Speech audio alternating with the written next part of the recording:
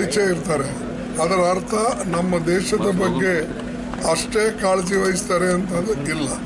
ಅದಕ್ಕಾಗಿ ಮೋದಿ ಅವರು ಯಾವಾಗಲೂ ಸ್ವಲ್ಪ ಮುಂದೋಗೇ ಮಾತಾಡ್ತಾರೆ ಮತ್ತು ಅದಕ್ಕಾಗಿ ಅವರಿಗೆ ಸ್ವಲ್ಪ ಸುಳ್ಳು ಹೇಳ್ತಕ್ಕಂಥದ್ದು ಅವರಿಗೆ ಸ್ವಲ್ಪ ಒಂದು ಏನು ಹೇಳ್ತೀವಿ ಹ್ಯಾಬಿಟ್ ಇದೆ. ಅದಕ್ಕಾಗಿ ಅಂಥ ರಿಸಲ್ಟ್ ಏನು ಬರೋದಿಲ್ಲ. ಮತ್ತು ಈಗಾಗಲೇ ಅವರು ಹೆದರಿಕೆಯನ್ನು ಹಾಕಿದ್ದಾರೆ. ಏನಂತ, ಯಾರ್ಯಾರು ಯಾವ್ಯಾವ ದೇಶದಿಂದ ಇಂಪೋರ್ಟ್ ಮಾಡ್ಕೊಳ್ತೇವೆ ಅದ್ರ ಮೇಲೆ ನಾವು ಟ್ಯಾರಿಫ್ ಹೆಚ್ಚಿಗೆ ಹಾಕ್ತೇವೆ ಅಂಥೇಳಿ ಎಲ್ಲ ದೇಶಗಳಿಗೆ ಹೆದರಿಸ್ತೀವಿ. ಅಂದರೆ ನಮ್ಮ ಮೋದಿ ಅವ್ರ ದೋಸ್ತ ಮೊದಲು ಬಿಗಿನಿಂಗ್ಲಿಂದನೇ ಹೆದರ್ಸ್ಲದು.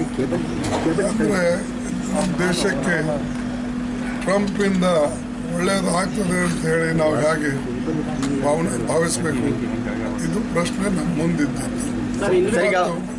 ಅಟ್ಲೀಸ್ಟ್ ನಮ್ಮ ದೇಶದ ಬಗ್ಗೆ ಕಾಳಜಿ ತೋರಿಸಿ ಈಗ ನಮ್ಮ ಇರ್ತಕ್ಕಂಥ ಜನ ಏನಿದ್ದಾರೆ ಲಕ್ಷಾಂತರ ಜನ, ಅವರಿಗೆ ಸ್ವಲ್ಪ ಆಶ್ರಯ ಕೊಟ್ಟು ಸಹಾಯ ಮಾಡಿ ಆಮೇಲೆ ಇಂಥ ಮಾತಾಡಿದರೆ ಒಂಥರ.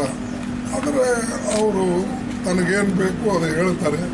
ನಮ್ಮ ಇಂಜಿನಿಯರ್ಸು, ಡಾಕ್ಟರ್ಸು ಮತ್ತು ಕಂಪ್ಯೂಟರ್ ಹುಡುಗರು ಯಾವಾಗ ಬೇಕು ಅವ್ರಿಗೆ ತಗೊಳ್ಳೋದು ಮತ್ತು ಆಮೇಲೆ ಅವ್ರ ಮೇಲೆ ನಿರ್ಬಂಧ ಹಾಕೋದು.